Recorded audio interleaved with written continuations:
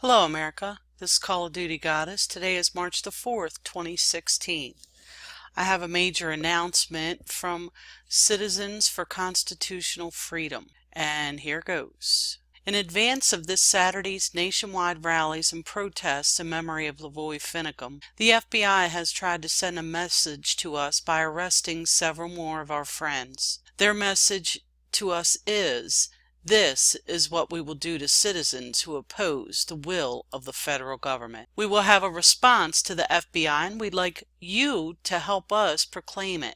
Today, we, the people, are formally announcing the creation of the National Citizens for Constitutional Freedom Activist Network. This is what we do when our government opposes the will of the people. Friends and fellow citizens, it's time to fight back and restore the U.S. Constitution as the supreme law of the land.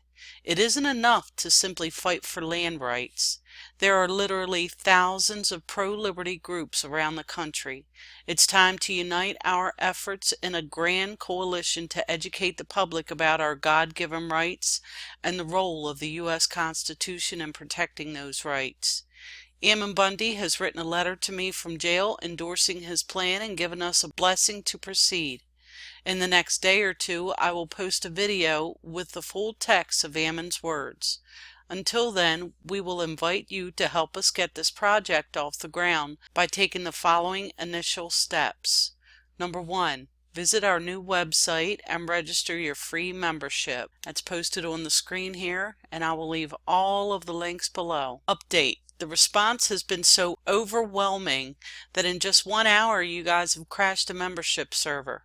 Great job. Sorry for the inconvenience. The form is back up now. Sign up on our website for free weekly Liberty Tree newsletter, which will recap the major events of the week and recommend new weekly actions you can take to make a difference. Donate to our Constitutional Activism Fund to help us purchase and distribute pocket constitutions, U.S. flags for rallies, and other items at a GoFundMe page. I will leave that in a link below as well. It's also right here on the website. Number 4, sign your group or organization as a coalition affiliate for the Citizens for Constitutional Freedom. Number 5, click the Invite Your Friends link in the top left section of our Facebook page to invite at least 5 of your Facebook friends to like our page so that they can also get our post in their news feeds. Number 6, find the nearest March 5th rally in memory of Lavoy and in support of the political prisoners imprisoned by the FBI, and I'll leave a link for that.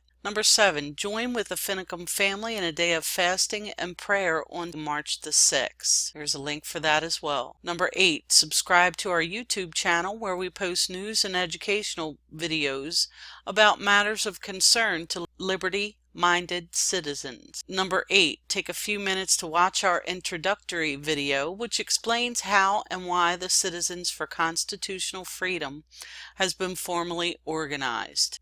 That was a letter from Jake Morphonius, the National Director of Citizens for Constitutional Freedom. There's a video, and let's watch it, and then I'll direct you to their YouTube channel. I'm Jake Morphonius.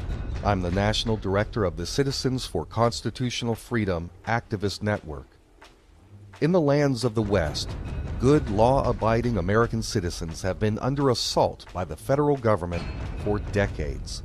Though there is no justification in the U.S. Constitution for the federal government to own vast tracts of land outside of its own capital, it has nonetheless taken control of the majority of the lands in most western states. In the state of Nevada, for example, the federal government claims to own 85% of all the land in the state, and in Oregon, more than 50% of the land is claimed. But these high percentages do not satisfy the federal government, which, with its insatiable appetite for ever more control over the natural resources of the people, uses the heavy hammer of government power to wrest control of private property from the hands of the citizens to whom it rightfully belongs. Harney County in Oregon is approximately 10,000 square miles, It once was the most prosperous county in the state due to its logging, ranching, and mining industries. But today, Harney County is the poorest in the state. And the reason for the county's rapid decline is intervention by the federal government. The government's Bureau of Land Management, the BLM, began closing off lands and shutting down the operations of loggers, ranchers, miners. Ranchers who refused to sell their lands to the BLM were targeted with expensive and frivolous lawsuits. Others were cut off from parts of their own lands by illegal road closures. When one group of approximately 35 ranchers refused to sell their lands to the federal government, the government rerouted water into a nearby lake, overflowing it and flooding all of the ranches and the ranchers off of their property. The BLM also started fires that burned down the homes and corrals of other ranchers. Tens of thousands of acres from more than 100 ranches acquired by these nefarious tactics were added to a government bird sanctuary called the Malheur Wildlife Refuge. And that is where our story begins. Harney County, Oregon, January 2nd, 2016. Dwight and Stephen Hammond were two local ranchers who had been sentenced to prison after a long and grueling legal battle with the BLM. After serving their time and being released from prison, the government took them back to court for the exact same charges to demand that the men serve a lot more time. And the government won. A group of concerned citizens gathered in Burns, Oregon to protest the cruel treatment of the Hammonds. But rather than go home once the protest was over, a group of them drove to the vacant office buildings at the Malheur Wildlife Refuge and made it their base of operations, which they named the Harney County Resource Center.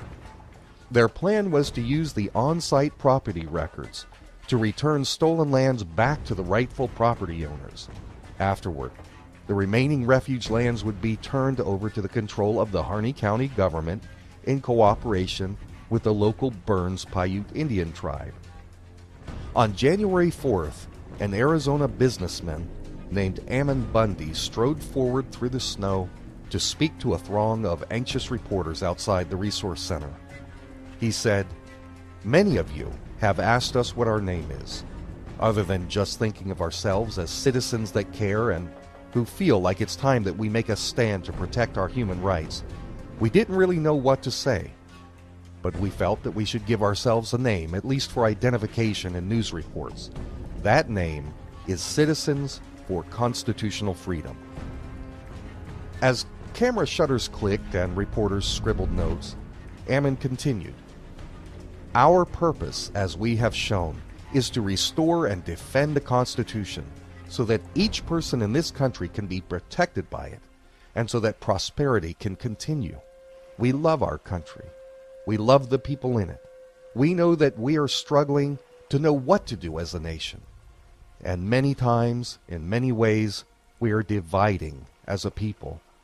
We hope that we can restore those things that can unite us to protect individuals and not forget about how important each person is and how each person has the right to live in liberty and has the right to own property and to be able to reap the fruits of their own labors." With those words, the Citizens for Constitutional Freedom was born. Yet it was not the goal of Ammon, his brother Ryan, the group's spokesman Lavoy Finicum, or any of the other people at the refuge to set up a formal organization with any specific hierarchy. It was understood that Ammon was leading the fight. He didn't need a business card to prove his credentials. Over the next several weeks, Ammon worked tirelessly to educate the public about the purposes and principles of the supreme law of our nation, the United States Constitution. Some laughed at him, others mocked, some were apathetic. But then Ammon began to receive speaking invitations from communities, and not just in Oregon, but in several states. The movement was picking up steam, and that is when the federal government moved in to put an end to Ammon's efforts. Not only was Ammon arrested, but also his brother Ryan was shot. his good friend Lavoy Finicum was chased into a militarized ambush by the FBI, by the Oregon State Police, and by a detail of mercenary contractors. Lavoy was gunned down in cold blood with his hands still in the air. Surrounded by over 100 federal agents, scores of government vehicles, surveillance planes, armed drones, the remaining supporters at the refuge left. Some were arrested by federal agents that day, many more in the days and weeks that followed. The Citizens for Constitutional Freedom seemed to have succumbed to an early demise. And this is where we come in. On the day that Ammon first entered the wildlife refuge, I created a Facebook page called Citizens for Constitutional Freedom. As a longtime investigative journalist who has covered cases of government abuse for 15 years, my goal was to provide up-to-the-minute news and information about the events happening in Oregon. The page received national attention. I was quoted in major publications such as the New York Times, Rolling Stone magazine, Oregon Public Broadcasting, the Washington Times, among others. I'm the grandson of Ellen Morphonios, the famous hanging judge known internationally by her nickname Maximum Morphonios for her harsh sentences on repeat violent offenders. Ellen hosted the radio show for Rush Limbaugh from time to time. She was a frequent expert legal panelist on CNN, Fox News, and MSNBC. But when the federal government, the FBI, tried to set my grandmother up by offering her a bribe, she flatly refused. They became vindictive and began harassing our family for a period of years. I learned from my teenage years to distrust the federal government. My grandfather was a Pulitzer-nominated investigative journalist who later became an influential political strategist. As I grew into adulthood, I followed in my grandparents' footsteps. I've worked as a political campaign manager, a strategist for several state and federal candidates. I was the North Carolina State Director for the presidential campaign of Steve Forbes. I was a writer for the Ron Paul presidential campaigns in 2008 and 2012. I've been active in the liberty movement for most of my life.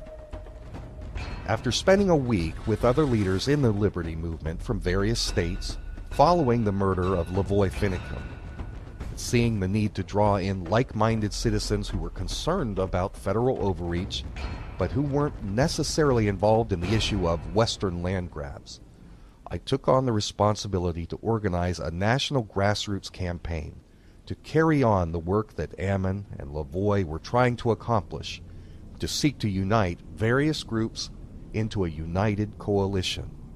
To that end, Citizens for Constitutional Freedom was formally organized into a nationwide activist network.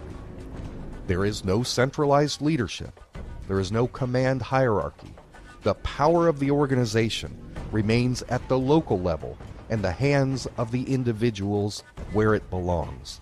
Because of this, there is no specific group of leaders that can be taken out by the federal government to shut the work down.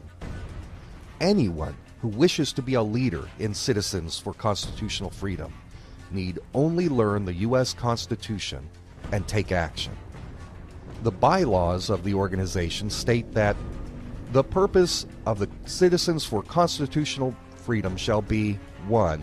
To conduct a national education campaign to help citizens understand the tenets and principles of the United States Constitution. 2. To foster cooperation between a nationwide network of liberty-minded individuals and activist groups. 3. To engage in protests of violations of the United States Constitution by the federal government and its agencies. 4. To demand accountability from the judicial, legislative, and executive branches of the federal government, as well as from state and local officials.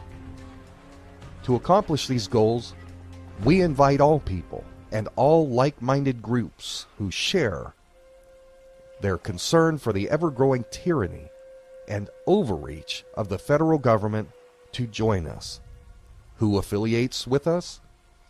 Americans who can have concerns about things such as land, resource, and property rights, heavy tax burdens and government regulations, air, water, soil destruction due to chemtrails and other pollutants, people concerned with Second Amendment rights, food rights, including the right to store seeds, freedom from mandatory vaccinations, the rights of the unborn, parental rights for both married, unmarried, or divorced parents, civil rights, freedom of speech, religion, and the press, unconstitutional foreign policies, central bankers and the Federal Reserve, border security, foreign wars and needless conflicts, personal privacy from the federal government, Common Core and federal control of public education, Agenda 21 and Agenda 2030, state sovereignty and related 10th Amendment issues, crackdowns on parents who choose to homeschool their children, tort reform and mandatory minimums, the failed war on poverty, the failed war on drugs, and the failed war on terror, unaccountable federal politicians and bureaucracies, and the militarization of local police and sheriff's departments by the federal government. The list goes on. The reason that all of these issues are of concern to the Citizens for Constitutional Freedom is because they all come from the same problem: failure by the federal government to abide by the U.S. Constitution. As an experienced and successful political strategist with expertise in social psychology, I've chosen to focus our organization's efforts in ways and with methods that have broad appeal. This organization shall not sponsor or participate in armed occupations, efforts to promote sovereign citizenship, or any other activities that are certain to result in a heavy-handed federal response. There is more than one way to take a hard stand against government corruption and abuse. Our activists need not fear the prospect of life in prison as a result of active participation in the Citizens for Constitutional Freedom. When General George Washington faced insurmountable odds during the American Revolution, he did not charge headlong into a fight that he could not win. He did not choose to sacrifice the lives of his soldiers needlessly.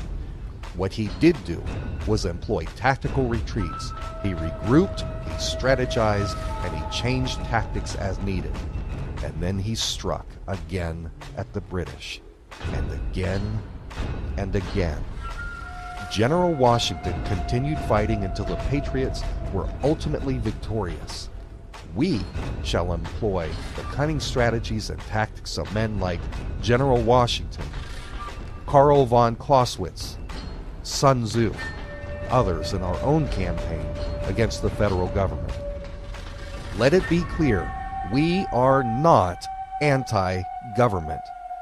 Our noble founding fathers laid the foundations of a great nation with a beautiful system of government that includes divisions of powers, checks, and balances.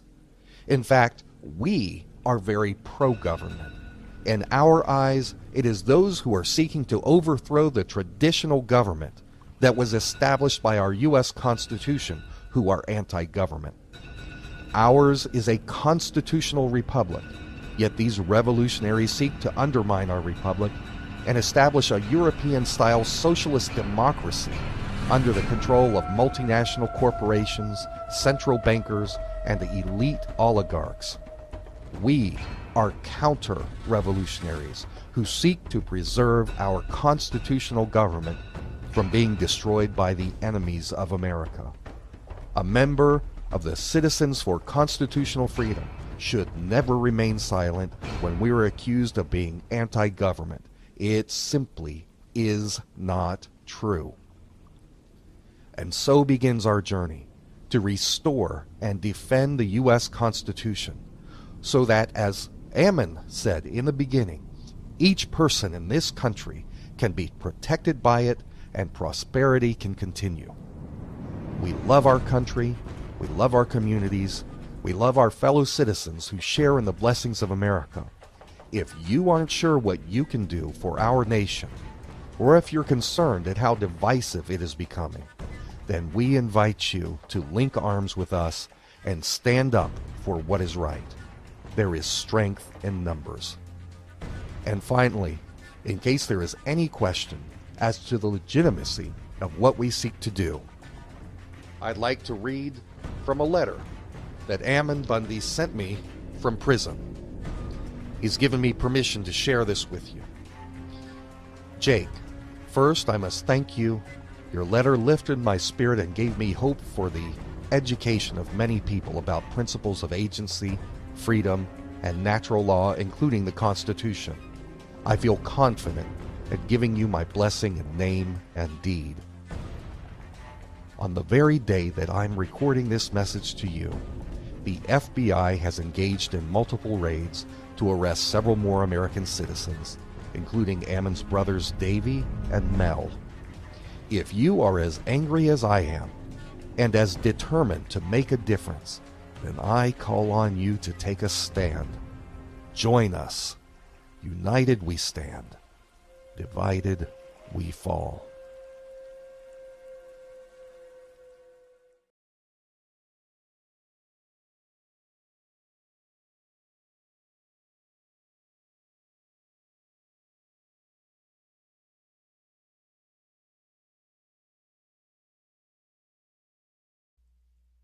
This Call of Duty Goddess signing off, and as always, I've got your 6.